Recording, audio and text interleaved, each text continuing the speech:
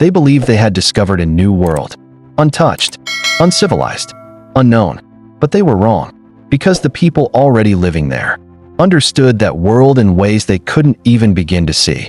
Not because they lacked intelligence, but because they defined intelligence completely differently. And because of that, they didn't just misunderstand it, they couldn't see it at all. When Europeans arrived in North America, they brought with them a specific idea of what intelligence looked like. It was measured in writing, in cities, in visible systems of power and structure. And by those standards, they believed native societies were less advanced.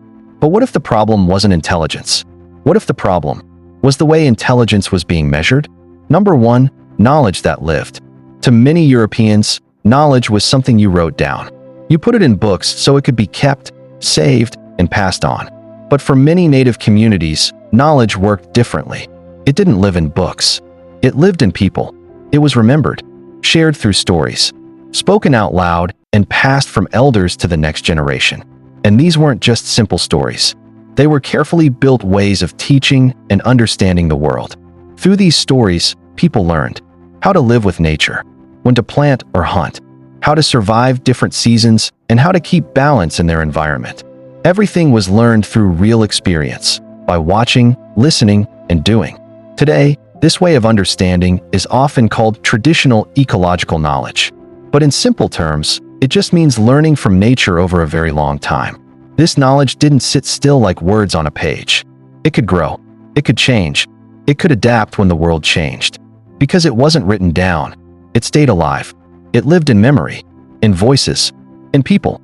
Number two, intelligence in relationship with nature. Many Europeans studied nature to figure it out, and then use it or control it.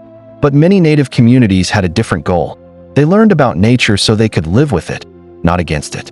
They paid close attention to the world around them. They could read the land like a map, notice small changes in the weather, understand where animals moved and why.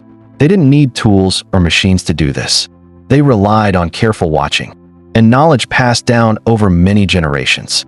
One clear example is a farming method often called the Three Sisters.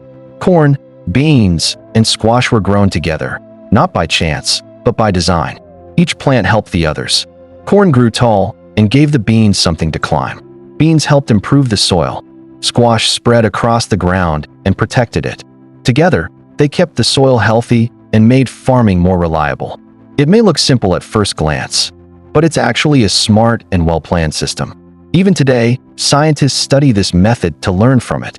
This video explores differences in how intelligence has been understood across cultures, particularly between European perspectives and indigenous societies of North America.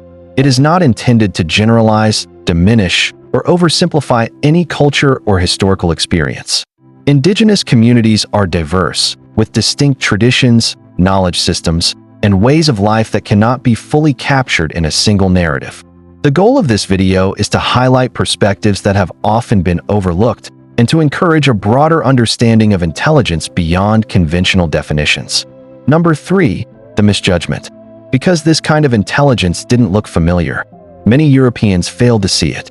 They looked for signs they understood: written language, large stone buildings, cities that looked like their own. When they didn't find these things in the same way, they assumed something was missing. They believed it meant people were less advanced. But that was a mistake. The problem wasn't a lack of intelligence. The problem was how they were judging it. They were only looking for one kind of intelligence, the kind they already knew. So anything that looked different, they overlooked. They didn't see the deep knowledge in stories. They didn't recognize the skill in reading nature. They didn't understand systems that didn't rely on writing or stone. In the end, they weren't measuring intelligence itself. They were judging how it looked. And when you only accept one way of seeing intelligence, you miss every other kind that exists. Number four, intelligence beyond appearance. Real intelligence doesn't always show up in obvious ways. It's not always seen in buildings, machines, or technology. Sometimes, it shows up in balance, in taking care of the land, in using what you need without destroying it, in living for many generations without damaging the world around you. In many native communities, knowledge wasn't divided into separate parts. There wasn't one box for science, another for religion, and another for right and wrong. Everything was connected. Learning about something also meant respecting it. Using something also meant taking care of it. For example, if you hunted an animal, you did it with respect. If you used the land, you made sure it could recover. If you took something, you understood your responsibility to give back in some way. Knowledge wasn't just about knowing facts. It guided how people lived every day. It shaped their choices, their actions, and their relationship with the world. So this wasn't just knowledge as information. It was a way of living. Number 5, the shift in understanding. Today, something important is changing. Many scientists are starting to take a second look at ideas they once ignored. They are studying and learning from indigenous ways of understanding the world. These ways of thinking are now being respected and even used in research about nature and the environment. Why? Because they offer something many modern systems have lost. Thinking far into the future, not just the present. Knowing how to adjust when things change. Keeping balance instead of taking too much. For a long time, these ideas were called primitive, simply because they looked different.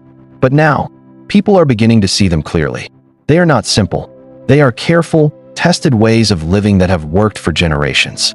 And in many cases, they are more sustainable than modern methods. What was once dismissed is now being recognized as deeply thoughtful and highly effective. Closing reflection. Maybe intelligence was never meant to look one way. Maybe it was never meant to be measured by a single standard. And maybe what was once overlooked was not a lack of understanding, but a different kind of understanding entirely. Because in the end, intelligence is not just about what you know. It's about how you see the world and how you choose to live within it. Thanks for watching. Mode Hub Tales brings untold history to life. Subscribe now to uncover more hidden stories that shaped the world.